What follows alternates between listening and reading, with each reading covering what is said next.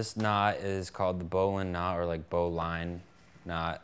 I guess it's been used for like thousands of years. I don't know, when I originally started looking it up, they said that like Egyptians used it like on boating and stuff like that.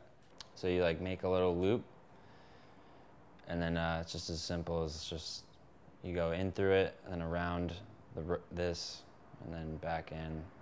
And then if you wanted to secure it to something, I could do it like, I could tie it so this goes around it, or I could put it around something like my arm and then like pull it through the other side like this.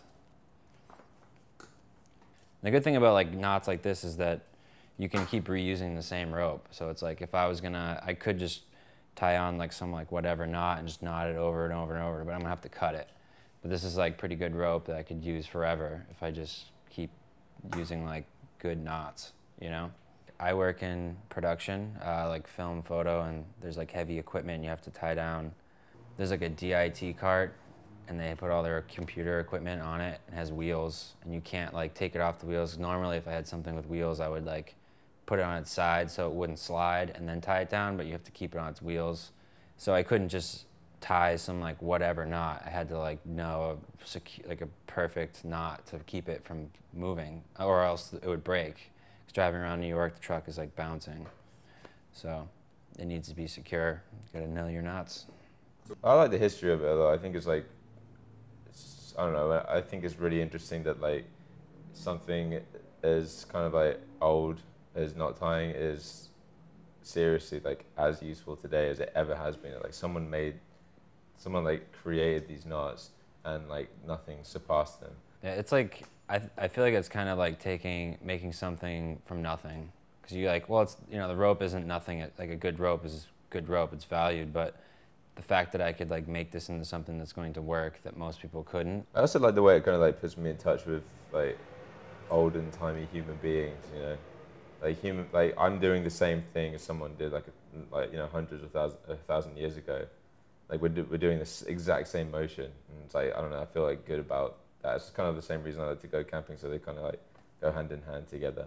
This is called the taut line hitch, or I think it's otherwise known as the tent hitch. But basically, what you end up with is a knot that can like move up and down the bight, which is like the remaining part of the rope. But it only moves if you want it to. Like you have to physically like hold the knot and shift it up and down the line.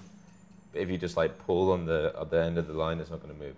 But this is what you want to use if you want to, like, let's say you've tied one end of a rope to a tree, and then you want to tie the other end of the rope to a tree, but you want to get your line like super, super tight.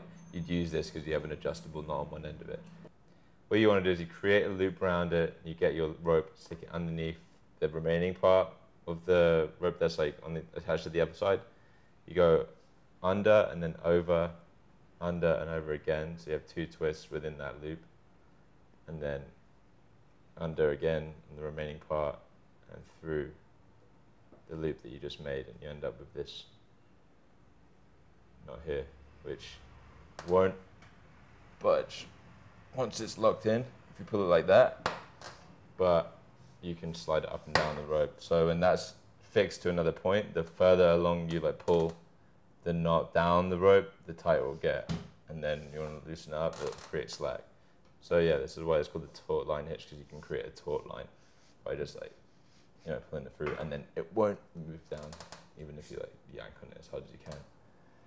And this is also really easy to undo. You just like kind of give yourself a little bit of slack so you have more room to operate, and all you do is just pull that one piece out, and then it all just comes apart.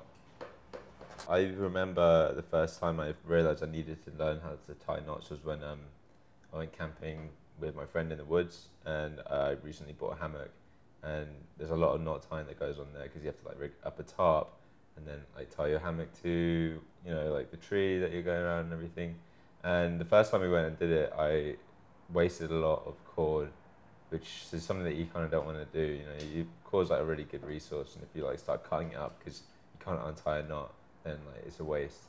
And also it's just easy and good to be able to know knots that you can like, one, like help you secure things down, and then also can like release them really quick so you can like set up camp and break down camp really, really fast. So I came back from the first camping trip, and I was like, oh, I'm like really just not proficient at this at all. I didn't know any knots at all, and I came back to the house and I was like, I need to learn this for the next time, because my friend I went with, he was like totally fine. He actually worked in production too for a long time, which is how he learned a lot of his knots. Same thing, he was a truck PA. He like tie things down. They like applications are like endless. You can use them for like everything. I use like now I know how to tie like knots. I can use them. I don't know, like in ways I never thought that you'd even like need to do it before. Yeah, in bed. Yeah, like I have had like 3 or 4 prisoners escape from me before I started tying knots, and now I tie knots. They don't get anywhere. Like they're like in prison forever until I won't let them go. They're not going anywhere. They're not going anywhere.